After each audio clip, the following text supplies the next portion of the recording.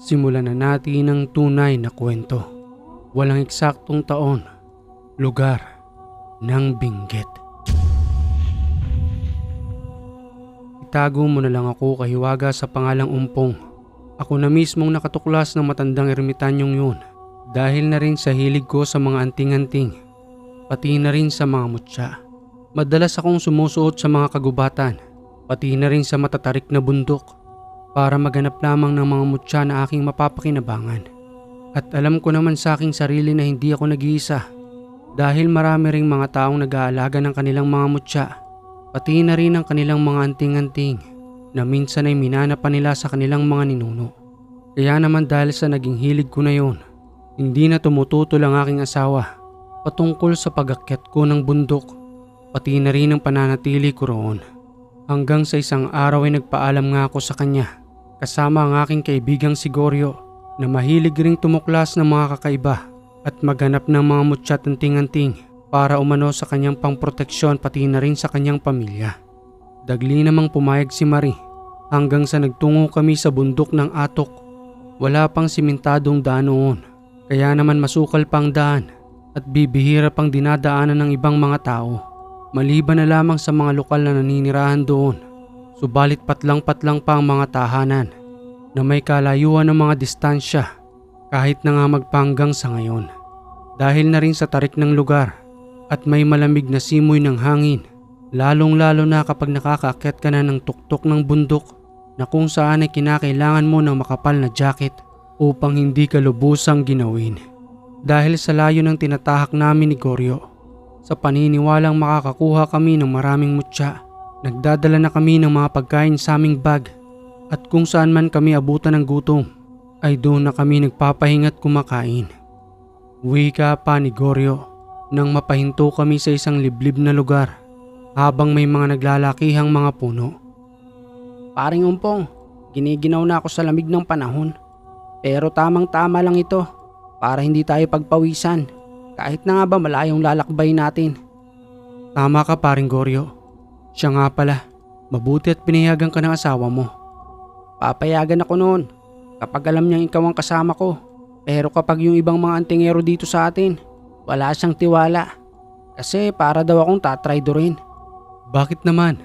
Hindi ko alam sa asawa kong yun. Basta ang sabi niya wala siyang tiwala sa mga kasama natin dati. Kaya mag-ingat daw ako ron. Di bale, kumain na muna tayo dahil may 3 oras pang lalakarin natin bago tayo makarating sa tuktok ng bundok ngayon. Bahagya muna silang nagpahinga sa lilim ng isang malaking puno at nang matapos na nga silang kumain, nagpalipas pa sila ng 30 minutos hanggang sa muli na silang maglakbay. At makalipas nga ilang oras, sa unang pagdating nila sa tuktok ng bundok na yon, wala naman silang kakaibang nararamdaman. Kaya nagpatuloy na sila sa paghahanap ng mga mutya hanggang sa may makita silang isang kuweba. Malinis ang kapaligiran nito na animoy may nag-aalaga. Goryo, tingnan mo ang kuwebang yun. Baka may naninirahan sa loob ng kuweba. Halika't pasukin natin. Dahan-dahan silang pumasok doon.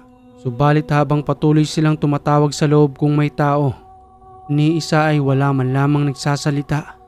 Maliban sa naririnig nilang ilang paniki na patuloy na lumilipad sa loob ng kuweba. May tao po ba sa kuwebang ito? Pasensya po't pumasok na po kami sa loob. Baka ho may tubig kayong maiinom dyan. Makikiabala na ho kami sa inyo. Mukhang wala namang tao, Umpong. Lumabas na tayo. Madilim na sa parting yun oh. Baka niyan makayapak pa tayo ng ahas. Hindi na natin makita ang daan. Hindi na nagtagal ang dalawa sa loob ng kuweba. Kaagad na rin silang lumabas doon.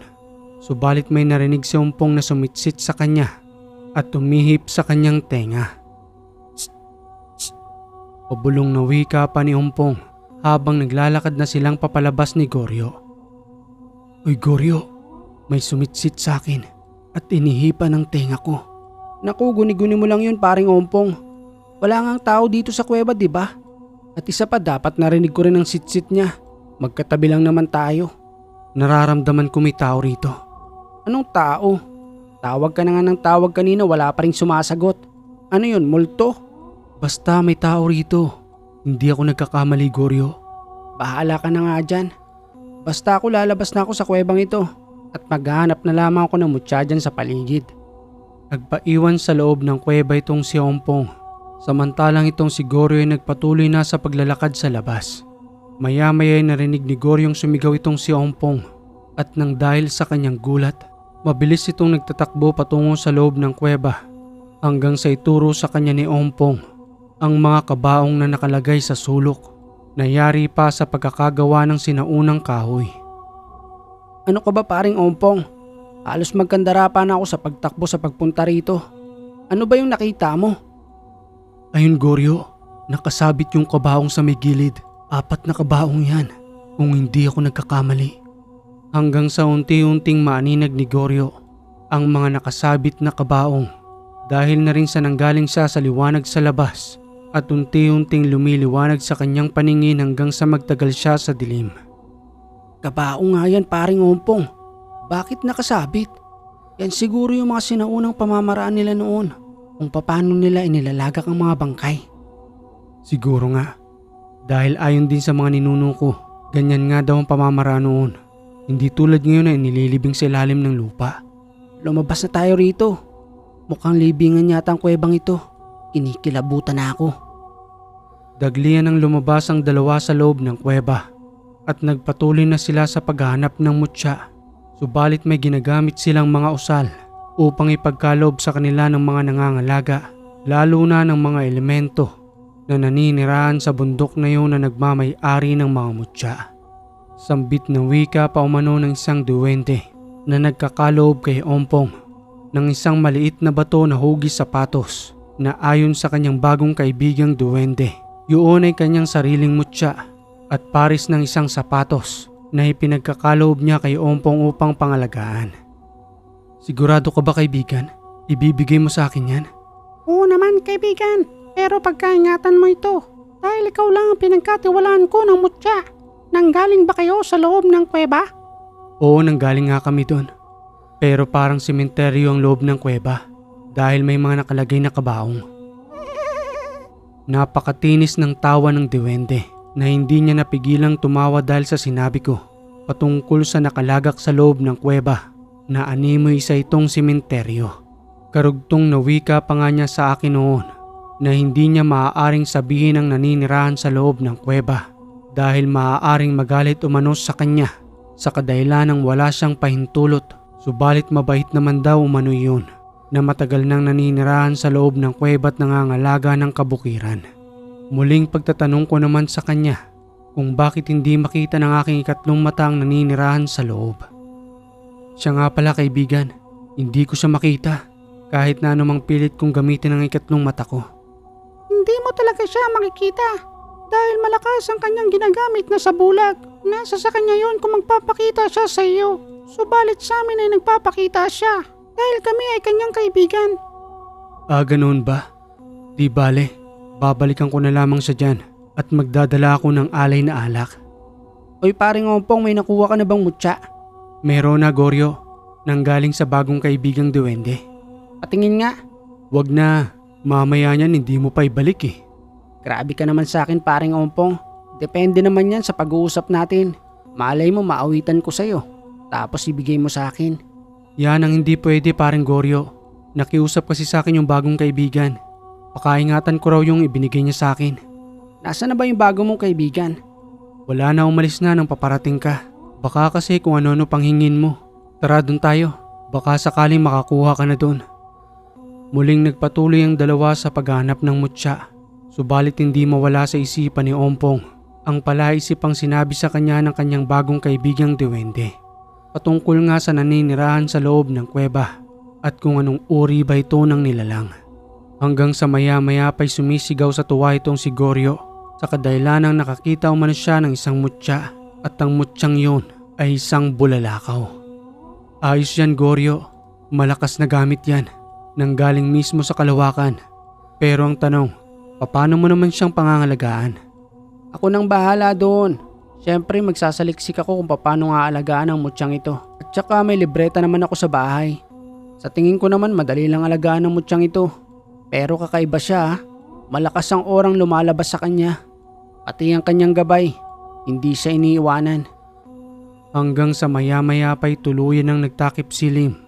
Pinili ng dalawa na doon na muna matulog sa bundok dahil na rin sa layo ng kanilang lalakbayin kung sakaling sa araw na iyon ay uuwi rin sila. Pangsamantala silang gumawa ng maaari nilang masilungan dahil na rin sa dami ng mga puno roon.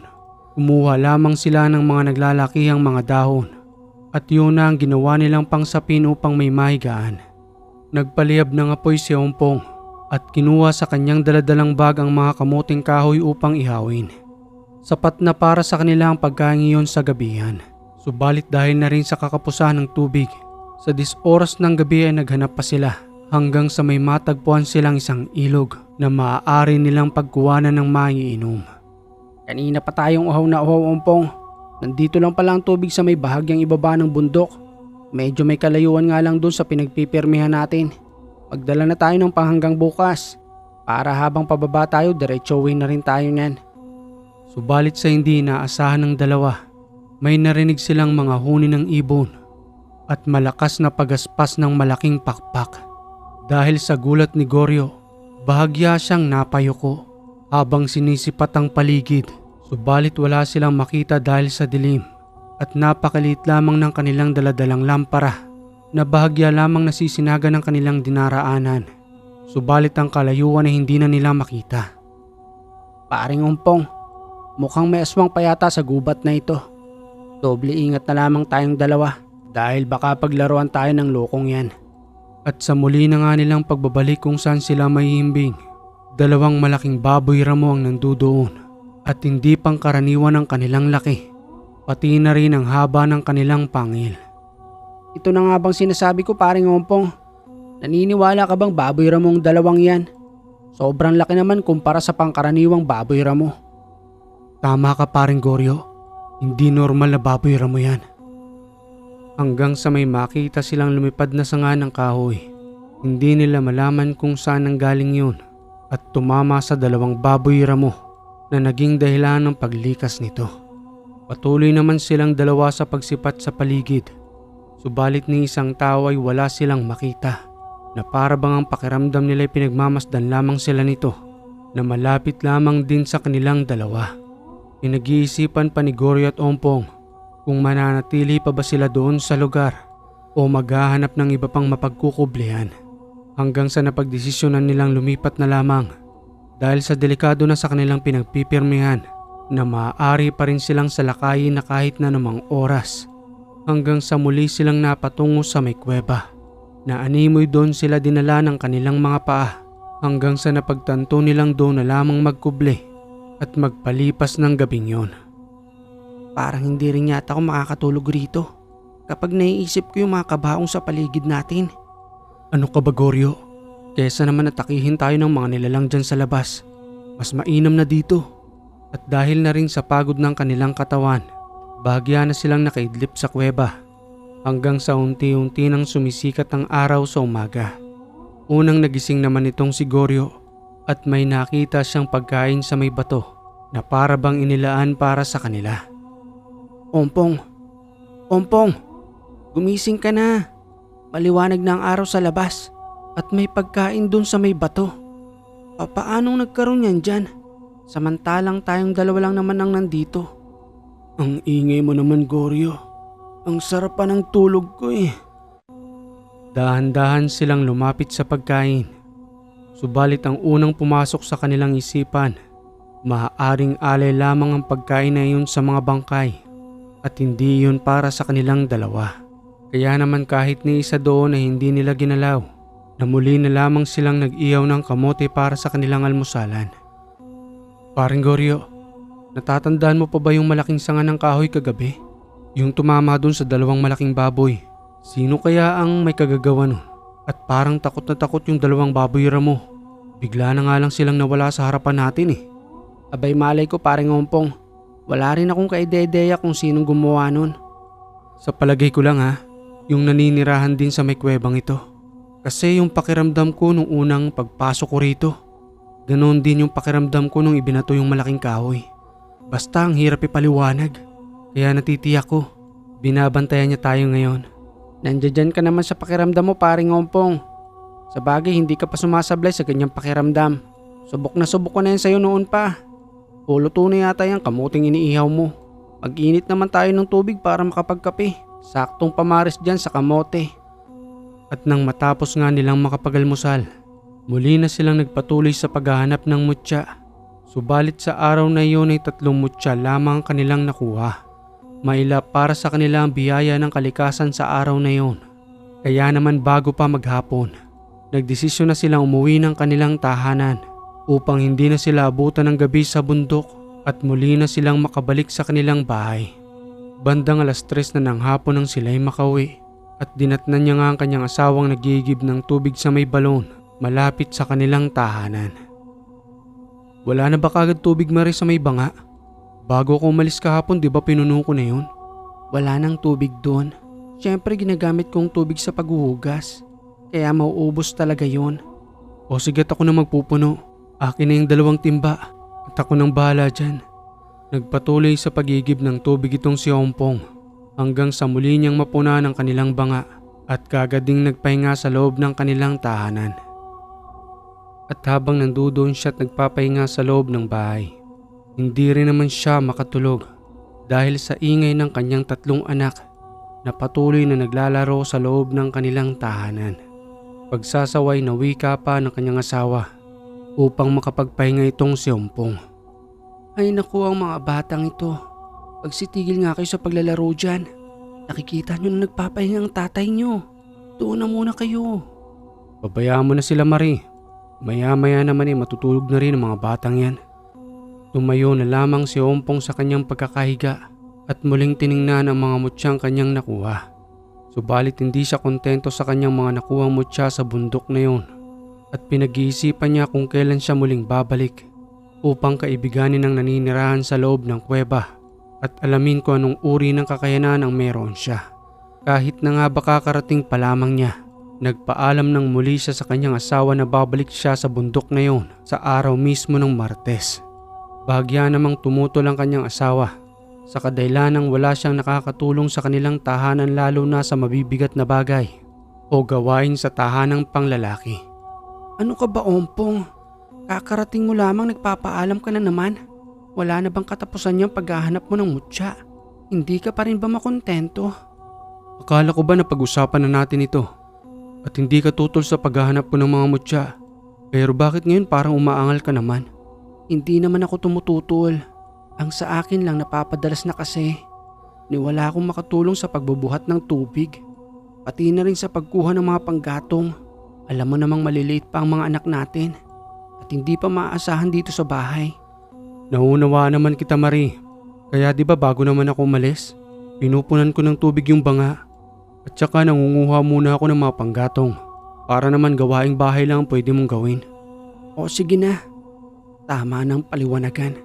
Basta mag-iingat ka na lang sa pagpunta mo ng bundok. Magkasama ba uli kayo ni Paring Goryo? Hindi ko muna siya isasama. Sariling lakad muna ito. May kinakailangan lang kasi akong tuklasin sa bundok na yon. Sige, at ihahanda ko na lang yung jacket mo sa Martes. Dahil ang alam ko sa balita sa radyo mas lalong lalamig ngayon. Doon ka ba matutulog? Hindi ko rin sigurado, pero mas maganda nang may dalang damit para kung abutin man ako ng alanganing oras, sanay naman ako matulog sa bundok kahit na nakatabing lang ng makakapal na dahon. 3 araw ang lumipas. Madaling araw pa lamang ng Martes, binaybay na ni Ompong ang daan patungo sa bundok ng Atok. Kakaiba ang kanyang pakiramdam sa tuwing umakyat ng bundok at nagbibigay yon sa kanya ng saya. Habang patuloy naman sa paghahanap ng mga mutya. Ngunit sa araw na yon ay may kasabay na malakas na hangin. Pati na rin ang pagulan. Kaya naman maputik at madulas ang kanyang dinaraanan. Ngunit nagpatuloy pa rin siya sa kanyang paglalakbay. Kahit na nga ba medyo delikado. Hanggang sa muli na nga niyang marating ang kuweba, may napansin lamang siyang nagbago na kanya namang lubusang ipinagtataka kung bakit kumipot ang daan patungo sa loob ng kuweba na para bang ayaw nang magpapasok ng naninirahan sa loob ng kuweba at ayaw na rin itong magambala. Sambit na wika pa ni Ompong habang nakikiusap sa naninirahan. Pasensya na po kayo sa panggagambala ko. Muli po ako nagbalik para makipagkaibigan. Sana po'y huwag niyo namang saraduhan ng kuwebang ito para sa akin. Hindi po ako masamang tao. Sa katunayan ay may dala po akong alay sa inyo. Pagdamutan niyo na po ang alak na ito. Pati na rin ang ilang pagkain.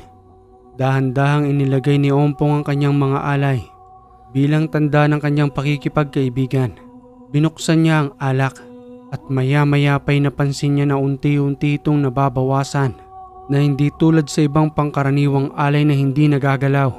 Subalit sa pagkakataong yun ay kitang-kita ni Ompong na nababawasan ang kanyang mga alay na kanya namang ikinatuwa sa mga oras na yun.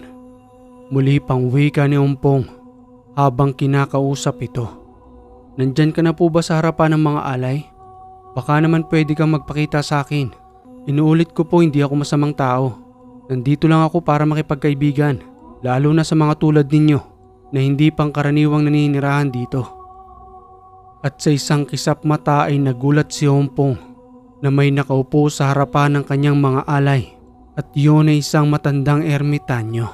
At nang dahil sa kanyang gulat ay napaatras siya hanggang sa matalisod sa isang bato na naging dahilan ng kanyang pagkaupo. At nang marinig niya ang tinig ng matandang ermitanyo, muli siyang tumayo sa kanyang pagkakaupo at nagwika ng, Hindi ho ba kayo elemento? Isa rin ho ba kayong tao? Tugong wika naman ng matanda habang may mahabang balbas na kulay puti, pati na rin ang kanyang buhok. Hindi ako elemento. Isa akong tao. Taong naninirahan sa bundok na ito sa matagal ng panahon, pati na rin ang aking mga ninuno. Isa kang ermitanyo? Tama ang sinabi mo. Isa nga akong ermitanyo. Nasa na ho ang mga ninuno ninyo? Namayapa na sila at yung mga kabaong dyan sa loob, sila ay parte ng aking mga ninuno. Kaya ho pala. At sa muling pagsipat ni Ompong sa may kuweba, muli nang nanumbalik ang daan nito katulad ng una nilang makita. Na ang ibig sabihin ay welcome siya roon at pinapahintulutan siyang pumasok sa loob. Bilang tanda ng kanyang pakikipagkaibigan. Natuwa ang matanda sa kanyang alay dahil sa tagalumano ng panahon, ngayon lamang siya muling nakatikim ng alak at muling nagkaroon ng bagong kaibigan. Panyayang wika pa ng matanda kay Ompong. Halika rito, iho. Pumasok tayo sa loob ng kuweba. May ipapakita ko sa iyo. At sa kanilang pagpasok nga roon, nagulat si Ompong nang may makita siyang mesa. Pati na rin ang ibang mga kagamitan ng matanda. Samantalang nung unang pagpasok nila roon, ni isa ay wala silang makita. Maliban lamang sa mga kabaong. At dahil na rin sa kuryosidad ni Ompong, hindi niya na maiwasang magtanong sa matandang ermitanyo. At muli siyang nagwika ng, Papaano ho kayong nabubuhay rito? Napakalayo ninyo sa kapatagan. Papaano na lang kung magkasakit kayo? Sino ang magdadala sa inyo roon? Pati na rin ang pagkain ninyo. Saan kayo kumukuha? Tuloy-tuloy na pagtatanong ni Ompong. Subalit napangiti lamang ang matanda dahil sa kanyang mga sinabi. Napakabata mo pa, iho. Marami ka bang dapat na malaman sa pagiging ermitanyo? At sa tulad kong matagal ng panahong naniniraan sa bundok na ito, wala na ang aming puso't isipan sa mga bagay, lalo na sa pangangailangan ng mga tao, dahil na rin sa lalim ng aming obligasyon na para bang isa na kaming espiritu at wala na sa makamundong material na bagay. Matagal na panahon na rin akong hindi nagkakaroon ng sakit dahil kapag nakontrol mo ang iyong katawan pati na rin ang iyong isipan, malabo ka nang magkaroon ng karamdaman sa kadahilan ng kontrolado mo ng iyong sarili na hindi ka na basta-bastang individual. Nababatid ko sa iyong mahilig ka rin sa anting-anting pati na rin sa pagkolekta ng mga mutya. Diyan din ako nagsimula noon, subalit napakalayo pa ng iyong lalakbayin kung gugustuhin mong maging katulad kong isang ermitanyo. Sa kadahilanang, kinakailangan mong iwanan ng iyong pamilya at tumira sa ganitong uri ng bundok na walang ibang kasama kundi ang iyong sarili at ang mga kaibigan mong elemento. Hindi ho pala ganun kadali ang maging katulad ninyo. Marami palang kinakailangan sa alang-alang bago maging isang ermitanyo. Tama ka, iho. At wala akong ginawa rito kung di magdasal para sa ikatatayog ng aking kaalaman patungkol sa espiritual na mundo. Siya nga ho pala, may iba ho tayo. Ikaw ho ba yung may kagagawa ng sanga ng kahoy na tumama dun sa dalawang malaking baboy ramo na naging dahilan ng kanilang pagkawala? Ako nga iyon, iho. May pakalat-kalat pa rin kasaritong mga aswang. Hinahayaan ko lamang naman sila. Subalit kapag napapansin kong umaatake na sila ng tao, doon na ako nagpaparusa sa kanila at minsan ay pinapaslang ko na rin kesa makapanggambala pa ng ibang tao rito. Kaya ho pala bigla silang nawala. Ang akala ko nga ay mapapalaban kaming dalawa noon. Mabuti na lamang at lumayo sila dahil hindi pa rin sapat ang kakayanan ko, pati na rin ang proteksyon sa aking katawan. Marahil ay maaari pa nila kaming masugatan o kaya naman ay mayanggaw sa laway nila. Huwag kang mag-alala, iho. Dahil nakikita ko naman sa iyong may kabutihan kang loob. Magbibigay ako sa iyo ng isang libreta, pati na rin ng isang medalyon bilang panlaban sa mga nilalang na aswang upang hindi kanila mapinsala at ikaw mismong makapaslang sa kanila. Hindi na ho ako magdadalawang isip na tanggapin yan dahil yan ho talagang hilig ko at yan na rin ho ang sadya ko sa pagpunta rito. Sige, ipagkakaloob ko rin sa iyo mismo sa araw na ito ang isa sa aking mga libreta, pati na rin ang buhay na medalyon na matagal ko nang pinangangalagaan. Eto, tanggapin mo, ipinagkakaloob ko na sa iyo. At sa mga oras na yun ay hindi nagdalawang isip itong si Ompong. Madali niyang kinuha ang medalyon, lalong-lalo na ang libreta. At nang mapasa kamay niya na nga iyon, muling nagwika sa kanyang matandanang. Manatili ka rito ng 1 linggo. Mas marami kang matututunan sa akin.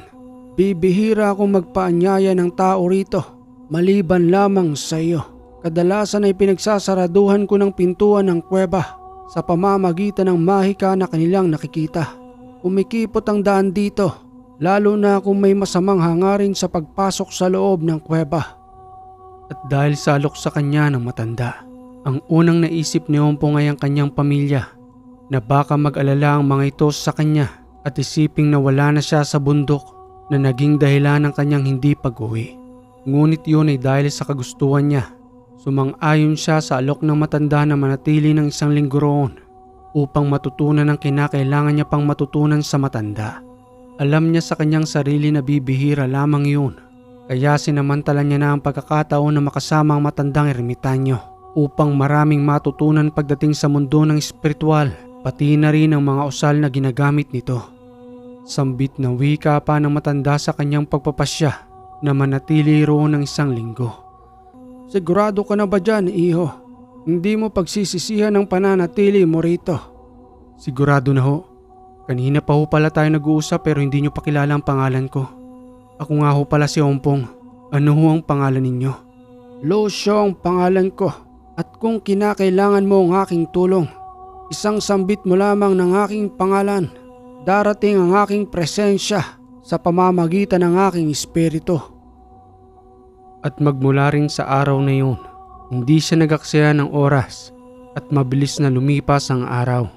Natutunan niya ang ibang mga pamamaraan sa pamamagitan ng matanda at nang sa 3 araw nga, sinubukan siya nito at hinanap nila kung saan ang kuta ng nasabing aswang na sana'y aatakihin sila nung unang gabi nilang magtungo sa bukid.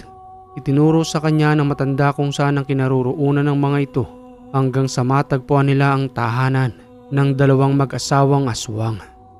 Nandito na tayo, Ompong. Ang 2 na ganyong baboy ramo ay dyan nakatira sa lumang tahanang yan. Dito natin masusubukan kung gumagana na nga ba sa iyo ang orasyon. Yun ay kung kaya mo silang paslangin sa pamamagitan lamang ng buhay na salita na ipinagkaloob ko sa iyo na pinag-aralan mo sa maikling panahon. Bilisan mo na at malapit nang magtakip silim. Maya-maya lamang ay magbabagong anyo ng mag-asawang yan at maghahanap na ng kanilang makakain. Nagtungo si Ompong sa may harapan ng tahanan. Sabay katok sa may pintuan nito hanggang sa sumilip sa kanya sa bintana ang lalaki. Sambit na wika pa nga nito sa kanya habang tinutukuran ng kanilang bintana. Anong kailangan mo, Ginoo? At bakit ka naligaw rito sa aming tahanan? Hindi niyo ho ba natatandaan ang mukha ko? O nagmamaang-maangan lamang kayo? Ilang araw na rin ang nakalipas nang bisitahin niyo kami sa bundok na ito. nung araw na may kasama ako. Tama ho ba? Sa bagay baka nakakalimutan ninyo dahil nasaan yung baboy ramo kayo ng mga oras na yon. Nababaliw ka na ba, Ginoo? Nananahimik kami sa tahanang ito at kung ano-ano pang sinasabi mo. Tingnan natin kung nababaliw na nga ba ako.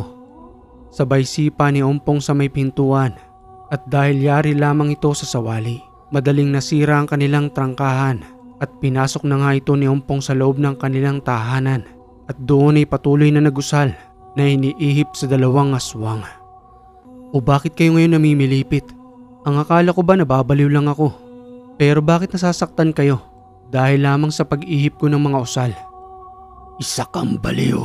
Sino ka ba? At anong kasalanan namin sa'yo? Wala kayong kasalanan sa akin. Pero ang mga binibiktima ninyo, doon kayo may kasalanan. Pasensya na, napag-utusan lamang ako ng aking guro. Muling nagusal si Ompong at sa pagkakataong yun, isang pamatay na usal ang kanyang binitawan na kumitil sa buhay ng dalawang mag-asawang aswang. Sambit na wika pa ni Ompong sa kanyang sarili habang pinagmamasda na wala ng buhay ang dalawang aswang sa kanilang tahanan. Tunay nga palang malakas ang usal na yon, ang pamatay na usal ng ermitanyo. Okay mga kahiwaga, maikli lang muna yung mga binabahagi nating kwento sa ngayon. Hinahanap na kasi ng mga sender yung ipinadala nilang kwento na medyo maikli lang.